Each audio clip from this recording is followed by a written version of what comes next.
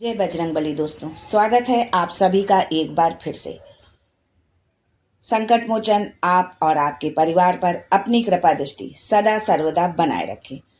दोस्तों, यदि आप अपने जीवन में सुख समृद्धि चाहते हैं, धन वैभव चाहते हैं, जीवन में हर क्षेत्र में सफलता पाना चाहते हैं, व्यापार में तरक्की चाहते हैं, नौकरी में प्रमोशन चाहते हैं, अपने बच्चों का भविष्य उज्जवल बनाना चाहते हैं, तो आप बिल्कुल सही चैनल पर आए हैं। यदि आप पहली बार हमारे इस चैनल पर आए हैं तो चैनल को सब्सक्राइब करके बेल आइकन जरूर दबाइएगा। दोस्तों, हनुमान जयंती का दिन हर भक्त के लिए बेहद खास होता है। ये दिन सिर्फ भगवान हनुमान की पूजा का नहीं, बल्कि अपने जीवन की परेशानियों से छुटकारा पाने का भी एक शुभ अवसर होता है। संकट मोचन हमारे जीवन के सारे संकटों को दूर करते हैं। कहते हैं कि इस दिन सच्चे मन से अगर बजरंग बली को याद किया जाए तो हर संकट दूर हो जाता है। लेकिन अगर आप चाहते हैं कि आपकी कोई मन की बात जल्दी पूरी हो जाए तो हनुमान जयंती पर एक खास उपाय जरूर करें। वो खास उपाय क्या है, इसके बारे में बताने से पहले आपसे रिक्वेस्ट करती हूँ कि वीडियो को लाइक करिएगा, दोस्तों को शेयर कर दीजिएगा। और अगर आपने अभी तक चैनल को सब्सक्राइब नहीं किया है तो चैनल को सब्सक्राइब करके बेल आइकन जरूर दबाइएगा। अब आप सोच रहे होंगे कि ये खास बत्ती कौन सी है, कैसे बनानी है इस बत्ती को, और इसकी बत्ती क्यों जलाई जाती है। तो ये सारी जानकारी आपको आज के इस वीडियो में पूरी मिलेगी। लेकिन वीडियो को स्किप करके मत देखें, वीडियो को पूरा देखें जो है, जिससे कि आपको सारी बात अच्छे से समझ में आए और आप उस उपाय को अच्छे से कर सके और अपने मन चाही मुराद पूरी कर सके, अपने जीवन के संकटों को आप समाप्त कर सके, संकट मोचन से प्रार्थना कर सके, उनसे विनती कर सके। दोस्तों, कलावा एक ऐसी चीज है जो हम हर पूजा पाठ में, हर धार्मिक अनुष्ठान में हम उसका प्रयोग करते हैं। कलावा जो है उसका रंग जो होता है वो लाल रंग का धागा होता है, और जो आमतौर पर मंदिरों में पूजा के समय हाथ में बांधा जाता है, या घर में हम कोई धार्मिक अनुष्ठान करते हैं, सत्यनारायण की कथा करते हैं या कोई भी पूजा करते हैं, तो उसमें पंडित जी हमारे हाथों में रक्षा सूत्र इसी कलावे से ही बांधते हैं। इस धागे को बहुत पवित्र माना जाता है। जब इसी कलावे से हम बत्ती बनाकर हम दीपक जलाते हैं हनुमान जी को, तो ये बत्ती भगवान हनुमान तक आपकी प्रार्थना को सीधे पहुंचा देती है। दोस्तों, कलावा की बत्ती बहुत ही असरदार होती है। बहुत इस बत्ती का असर जो है उन लोगों पर होता है जो किसी बड़ी इच्छा को लेकर परेशान है या जीवन में रुकावटों का सामना कर रहे हैं। यदि आपकी भी कोई बहुत बड़ी इच्छा है या आपके जीवन में किसी काम में बार बार रुकावट आ रही है, व्यवधान आ रहा है, तो आप इस उपाय को जरूर करें। तो है दीपक जलाने का जो सही तरीका है, वो किस तरीके से आपको दीपक को जलाना है ये भी जान लीजिए। क्योंकि यदि कोई भी चीज हम अच्छे से नहीं करेंगे, जिस तरह से जो तरीका है उसका जो है उस तरह से नहीं करेंगे, तो उसका पूरा लाभ हमको नहीं मिलता है। हनुमान जयंती के दिन शाम को सूरज ढलने के बाद यानी प्रदोष काल में इस उपाय को करना सबसे अच्छा माना जाता है।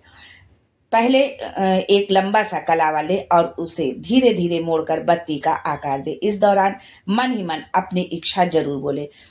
आप अपने हाथ से जो है कलावा जो है एक बीते का और थोड़ा सा बढ़ा के यानी सवा बीते का ले लें और उसको मोड़ के आप उसको बत्ती का रूप दे दे। उसको हाथ में गंगा जल लगा करके या शुद्ध पानी या घी लगा करके उसको जो है बट लें हाथ से, और वो बत्ती की तरह बन जाएगी। अब किस तेल में इस दीपक को जलाना है जो है, दीपक में आप सरसों का तेल या चमेली का तेल इस्तेमाल कर सकते हैं जो है। दोनों ही हनुमान जी को बहुत प्रिय माने जाते हैं। चाहे तो आप सरसों के तेल से दीपक जलाएं और चाहे तो आप चमेली के तेल से दीपक को जलाएं जो है। दीपक को रखना किस दिशा में है, दीपक को आप हमेशा पूर्व दिशा की ओर रखकर जलाएं। अगर हनुमान जी की मूर्ति दक्षिण की ओर मुख किए हो तो ये और भी शुभ माना जाता है। यानी जो है दक्षिण मुखी हनुमान जी हैं, यदि आप किसी मंदिर में जलाते हैं इस दीपक को तो ये और भी शुभ माना जाता है जो है। और दीपक जलाने के बाद हनुमान चालीसा का पाठ करें, मन शांत और ध्यान एकाग्र रख करके जो है हनुमान चालीसा का पाठ करें। आप हनुमान अष्टक का पाठ करें, सुंदरकांड का पाठ भी आप कर सकते हैं यदि आपके पास में समय है तो ये हमारे जो हम ये जो बत्ती जलाते हैं इसका प्रभाव और 1000 गुना बढ़ जाता है जो है। बत्ती को जलाने के बाद में जो है हमें हाथ जोड़ करके हनुमान जी से प्रार्थना करनी है। बत्ती जलाने के पश्चात कुछ बातें हैं जिनका हमें ध्यान भी जरूर रखना चाहिए और बहुत जरूरी है इन बातों का ध्यान रखना। दीपक की लौ दक्षिण दिशा की ओर नहीं होनी चाहिए, इसे अशुभ माना जाता है। दीपक जलाते समय कोई गलत विचार मन में न लाए, सिर्फ सकारात्मक ऊर्जा रखें। अगर आपके पास कलावा नया ना हो तो मंदिर से लिया हुआ शुद्ध कलावा ही इस्तेमाल करें। यदि वो कलावा जिसको आपने किसी भी पूजा पाठ में पहले इसका आपने यूज किया हुआ है, तो आप उस कलावा को नहीं, आप नया कलावा लेकर के आए और उससे बत्ती को बनाएं। इस बात का आप विशेष ध्यान रखें। बहुत से लोगों का अनुभव है कि इस उपाय को करने के बाद उन्हें जल्दी धन संबंधी परेशानी से राहत मिली है, पुराना रोग ठीक हुआ है, रुका हुआ काम बनने लगा है। सबसे बड़ी बात यह है कि इस उपाय से आत्मविश्वास और आस्था दोनों मजबूत होते हैं। भगवान हनुमान सिर्फ शक्ति के देवता नहीं है, वो अपने भक्तों की हर छोटी बड़ी समस्या को समझने वाले देव हैं। अगर आपने सच्चे दिल से दीपक जलाया और उनकी पूजा की तो वो जरूर आपकी मनोकामना को पूरी करेंगे। हनुमान जी जो है संकट मोचन है, हमारे जीवन के संपूर्ण संकटों को हरने वाले हैं। और ये हनुमान जन्मोत्सव, ये दिन उनके लिए विशेष हो जाता है। वैसे तो हर दिन हम पूजा पाठ करते हैं, लेकिन हर चीज का कोई ना कोई एक विशेष दिन होता है, और उस दिन जब हम कोई अनुष्ठान करते हैं, कोई पूजा करते हैं या कोई उपाय करते हैं, तो उसका जो है असर बहुत अधिक होता है जो है। तो इस तरह से आपको ये हनुमान जयंती पर इस उपाय को आप करें और अपने जीवन में आपको संकटों से मुक्ति आपको मिलेगी, आपके कष्ट जो है दूर होंगे, आपकी हर मनोकामना पूरी होगी। दोस्तों, हनुमान जी अपने भक्तों कि बहुत जल्दी जो है विनती सुनते हैं, उनकी प्रार्थना सुनते हैं। हनुमान जी के चमत्कारी आशीर्वाद का कारण है कि वो भगवान शिव के अवतार के रूप में उनको पूजा जाता है और उन्हें बल, साहस और निस्वार्थ भक्ति का प्रतीक माना जाता है। हनुमान जी का जीवन संघर्ष, तप और भक्ति का अद्भुत उदाहरण है। यही कारण है कि जब भी जीवन में कोई संकट आता है या जब कोई व्यक्ति दुखी होता है तो हनुमान जी से प्रार्थना करता है। हनुमान जी की विशेषता यह है कि वे अपने भक्तों की सभी समस्याओं को दूर करने में तत्पर रहते हैं। हनुमान चालीसा का पाठ विशेष रूप से शक्तिशाली माना जाता है क्योंकि इसमें भगवान हनुमान के 40 प्रमुख गुणों और उनके कृत्यों का उल्लेख है। लेकिन हनुमान चालीसा की एक चौपाई सबसे अधिक शक्तिशाली मानी जाती है।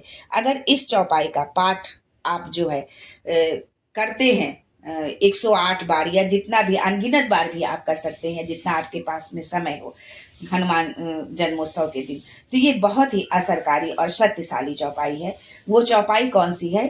नासय रोग हरै सब पीरा, जो सुमरे हनुमत बलबीरा। इस चौपाई का अर्थ है कि जो कोई भी हनुमान जी के नाम का जाप करता है उसकी सभी बीमारियां और कष्ट दूर हो जाते हैं। ये चौपाई विशेष रूप से स्वास्थ्य लाभ के लिए जानी जाती है।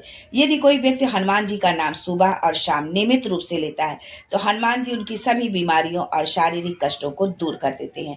हनुमान जी की शक्तिशाली चौपाई का पाठ करने से न सिर्फ शारीरिक कष्ट दूर होते हैं बल्कि मानसिक शांति भी प्राप्त होती है। यदि आप नियमित रूप से इस चौपाई का जाप करते हैं तो इससे आपके जीवन में सकारात्मक ऊर्जा का संचार होगा और आप किसी भी प्रकार के नकारात्मक प्रभाव से बच सकेंगे।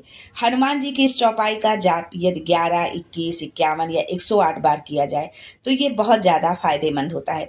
विशेष रूप से यदि ये जाप आप मंगलवार के दिन करें या हनुमान जन्मोत्सव के दिन में यदि करते हैं तो ये बहुत ही प्रभावी होता है और इसका प्रभाव बहुत अधिक जो है देखने को मिलता है।